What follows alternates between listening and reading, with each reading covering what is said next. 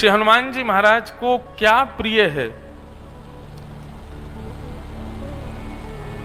प्रभु चरित्र सुनवे को रसिया, राम लखन सीता मन बसिया। हनुमान जी महाराज को लड्डू बहुत पसंद हैं। हनुमान जी महाराज को अकौआ के पत्ते बहुत पसंद हैं। हनुमान जी महाराज को सिंदूर का लेपन बहुत प्रिय है। हनुमान जी महाराज को राम नाम ध्वनि बहुत प्रिय है। हनुमान जी को हमारे उत्तर भारत में दाल बाटी खूब पवाते हैं। सब बातें एक तरफ हैं, पर तराजू में तोला जाए तो बाकी के सारे साधन एक पड़ले में और केवल हरि कथा एक पड़ले में। तो हरि कथा को ही श्रेष्ठता देंगे श्री हनुमान जी। उनको प्रभु चरित्र इतना प्रिय है, इतना प्रिय है। गोस्वामी तुलसीदास जी महाराज ने हनुमान जी के विषय में अनेक बातें कही, पर इस बात को हनुमान चालीसा में प्रस्तुत किया। प्रभु चरित्र सुन वे को रसिया। रसिया शब्द हमारे ब्रज का शब्द है। रसिया मतलब जो उस रस में सदा के लिए पड़े रहना चाहता है, उसको रसिया कहते हैं। जो अनन्य रसिक है, कुछ मिले ना मिले वह मिल जाए तो उसका परिपूर्ण हो जाए, ऐसे रसिया हैं प्रभु चरित्र सुनने के श्री हनुमान जी महाराज। और दुनिया के लोग हनुमान जी को प्रभु चरित्र सुनाने के अलावा सब कुछ देते हैं। ठाकुर जी की लीला कथा कोई नहीं सुनाता। आज हनुमान जी के मंदिरों में पूरे भारत में सब जगह लड्डुओं की भरमार हो रही होगी, खूब सारे वस्तुएं चढ़ाई जा रही होंगी, सिंदूर चढ़ रहे होंगे, आदि आदि जो भी हो रहा होगा। पर हनुमान जी महाराज को जो सबसे प्रिय है वो कोई एक दो लोग ही जान करके उनको दे रहे होंगे। बंधु, एक नियम आप अगर अपना सको तो अपना लीजिए। नित्य कोई भी चरित्र, भक्त चरित्र हो या भागवत चरित्र हो, मानस जी का चरित्र हो, कुछ भी चरित्र आप नित्य श्री हनुमान जी महाराज को जाकर के सुनाया करो। ये एक नियम कुछ दिन के लिए बना के देखो।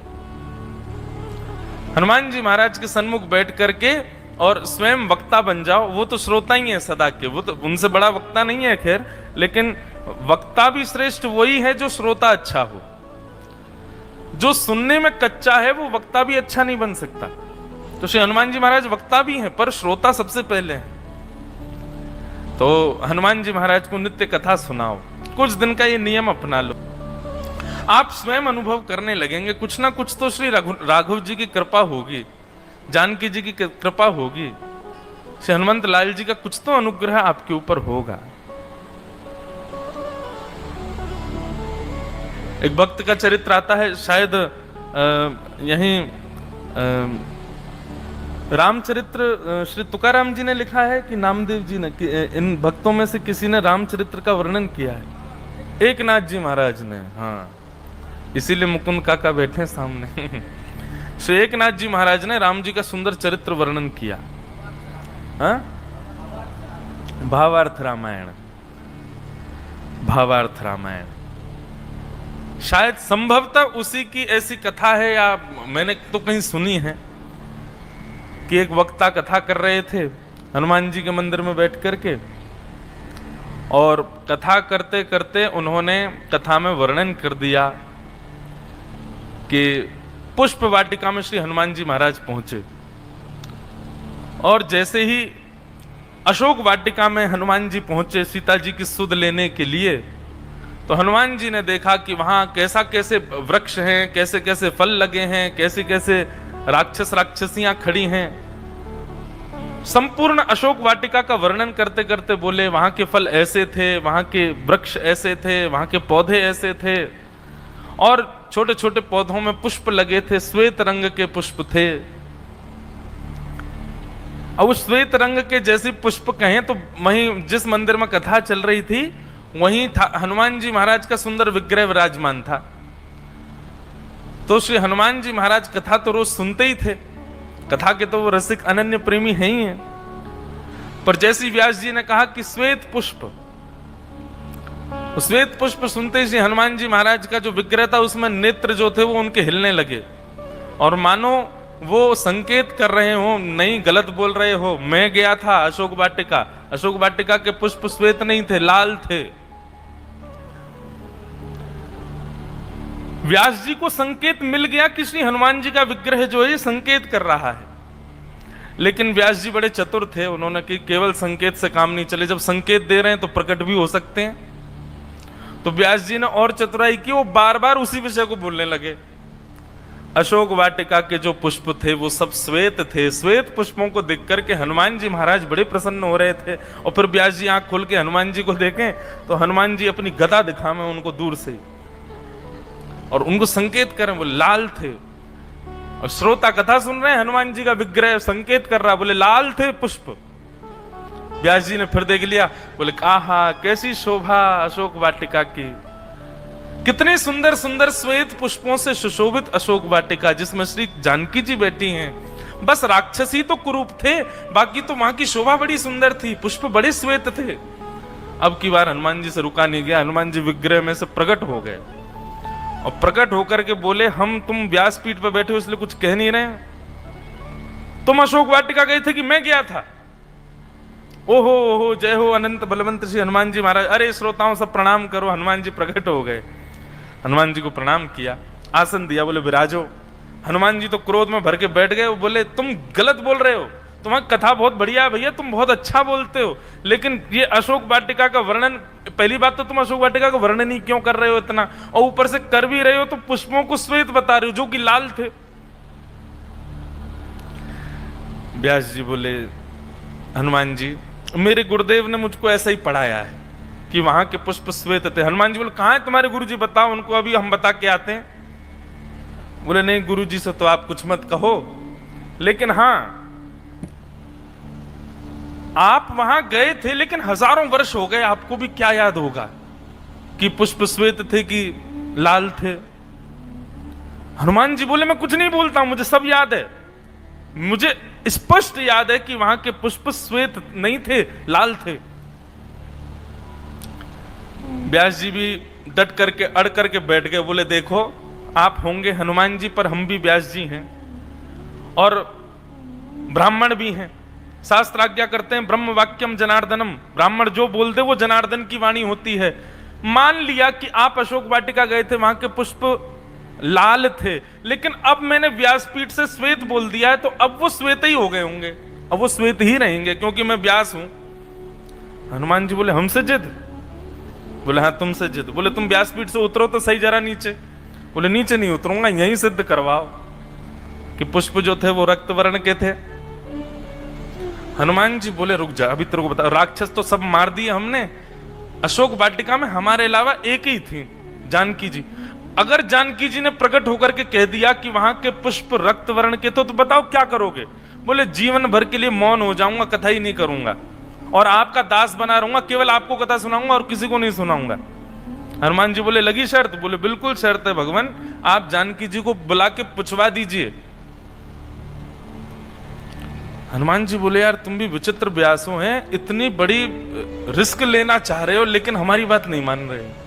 और नहीं आप जानकी जी को बुलाओ ना। हनुमान जी महाराज बोले, फंस तो हम गए हैं, अब जानकी जी अकेली तो आएंगी नहीं, जानकी जी आएंगी तो साथ में रघुनाथ जी आएंगे, और रघुनाथ जी और जानकी जी आएंगी तो संग में रक्षा के लिए लक्ष्मण जी भी पधारेंगे, और लक्ष्मण को जाता देख भरत जी कहेंगे मुझे क्यों छोड़ जा रहे हो, वो भी आएंगे, और संपूर्ण राम दरबार को ही आना पड़ेगा। लेकिन कोई बात नहीं, हमारी बात तो सिद्ध हो जाएगी। लेकिन मनी मन व्यास जी मन में सोच रहे थे कि हैं तो हनुमान जी ही सत्य, पर ऐसी जिद भी तो करनी है जिससे राम दरबार का दर्शन हो जाए। वो भी लगे पीछे, बोले बुलवाओ सीता जी को। हनुमान जी बोले यहीं बैठे रहो, हम अभी आते हैं। हनुमान जी महाराज दौड़ करके गए और जाकर के साकेत धाम में विराजमान सियावर रामचंद्र भगवान के चरणों में प्रणाम किया। सीता जी बोली, बड़े हाँफते हुए आ रहे हो भैया, क्या बात है हनुमंत जी, इतने परेशान क्यों? बोले आप जल्दी चलो, हमारी गवाही देनी है आपको। बोले क्या गवाही देनी? बोले एक व्यास जी उल्टी सीधी कथा कर रहे हैं नीचे, कथा तो बढ़िया कर रहे हैं पर एक बात गलत बोल रहे हैं। जानकी जी बोली क्या बोल रहे हैं? बोले वो बोल रहे हैं अशोक वाटिका के पुष्प जो हैं वो श्वेत थे, और मुझे याद है मां वहां के पुष्प रक्त वर्ण के थे, और मुझे याद है कि आपको भी पता होगा, आप जल्दी चलो मेरी गवाही दो। जानकी जी भी मुस्कुरा गई, प्रसन्न हो गई। जानकी जी उठी तो श्री रघुनाथ जी भी संग हो लिए, भरत जी, लक्ष्मण जी, संपूर्ण राम दरबार कथा के मध्य में प्रकट हो गया महाराज। व्यास जी के तो नेत्र सजल हो गए, सब श्रोता दंडवत प्रणाम करने लगे। व्यास जी तो कुछ बोले ही नहीं, बस नेत्रों से आंसू बहाए रोते रहे। हनुमान जी बोले ये भावुकता बाद में ले आना, पहले मेरी बात वो सिद्ध करवाओ। जो वहां के पुष्प थे वो रक्त वर्ण के थे, लाल थे। मातृश्री आप इनको बता दीजिए, ये 2 दिन से कथा में एक ही बात बोलते हैं कि अशोक वाटिका के पुष्प जो थे वो श्वेत थे। आप बता दो कि वो रक्त वर्ण के थे। जानकी जी अपने आसन पर बैठे बैठे बोली, हनुमान जी व्यास जी गलत नहीं बोल रहे हैं, ये बिल्कुल सत्य बोल रहे हैं। अशोक वाटिका के पुष्प श्वेत ही थे, रक्त वर्ण के नहीं थे। हनुमान जी बोले, मैया आप भी इनका पक्ष ले रही हो? अरे मुझे स्पष्ट याद है कि वहां के पुष्प रक्त वर्ण के थे, लाल लाल थे, मैं कैसे भूल सकता हूं? और आप कैसे इनकी हाँ में हाँ मिला रही हो? ठीक है व्यास जी हैं, अच्छी बात है, इनका पक्ष लेना चाहिए, पर अभी तो मेरी लाज बचाइए। जानकी जी उठ खड़ी हुई, हनुमान जी के सिर पर जाकर के अपना वरद हस्त रखा और कहने लगी, बोले देखो हनुमंत, वहां के पुष्प श्वेत वर्ण के ही थे, पर श्री रघुनाथ जी के कार्य के लिए आप लंका आए थे तो पहले से ही आप में थोड़ा क्रोध भर गया था, और राक्षसों के बीच में हमको बैठा देख आपका क्रोध चरम स्थिति में पहुंच गया, जिसके कारण आपके नेत्रों का वर्ण रक्त हो गया, और उसी कारण से आपको श्वेत पुष्प भी रक्त वर्ण के दिखाई दे रहे थे। पर वास्तविकता में ये व्यास जी सही कह रहे हैं, अशोक वाटिका के पुष्प जो थे वो श्वेत वर्ण के ही थे। हनुमान जी महाराज तो हार गए, व्यास जी ऊपर उछलने लगे, बोले देखो हम कह रहे थे श्वेत वर्ण के पुष्प हैं। क्या कह रहे हैं दादा? समझ सुनाई नहीं दे रहा।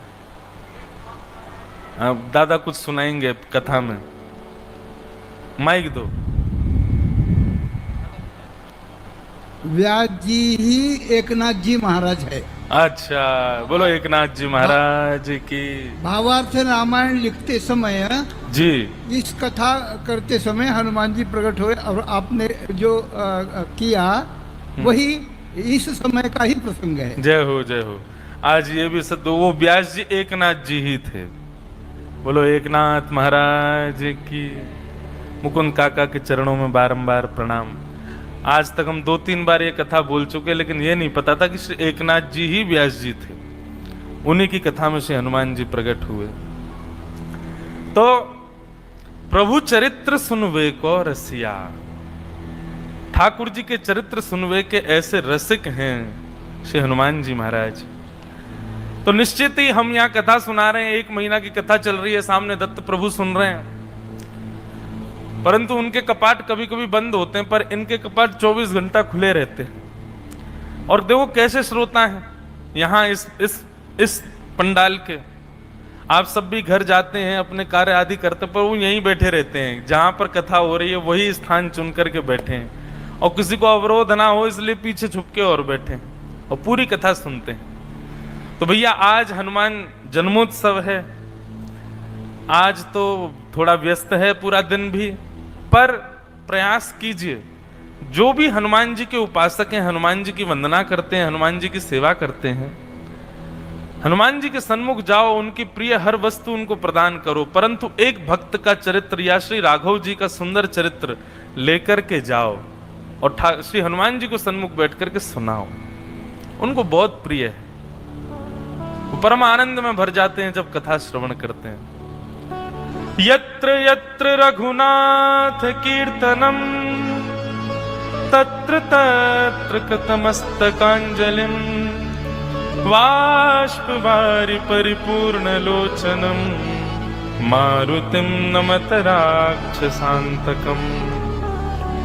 यत्र यत्र रघुनाथ कीर्तनम, जहां जहां श्री राघव जी का सुंदर कीर्तन कथा होती है, तत्र तत्र कृतमस्तकांजलिम, वहां वहां श्री हनुमान जी निश्चित ही प्रणाम करने के लिए, श्रवण करने के लिए जाते ही हैं।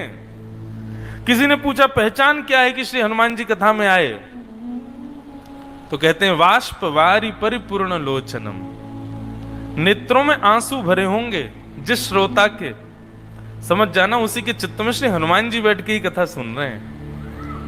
वाष्प वारी परिपूर्ण लोचनम मारुतिम नमत राक्षसांतकम, ऐसे मारुति, ऐसे श्री हनुमान जी को हम बारंबार प्रणाम करते हैं, उनको बारंबार वंदन करते हैं। श्रीमद् भागवत जी में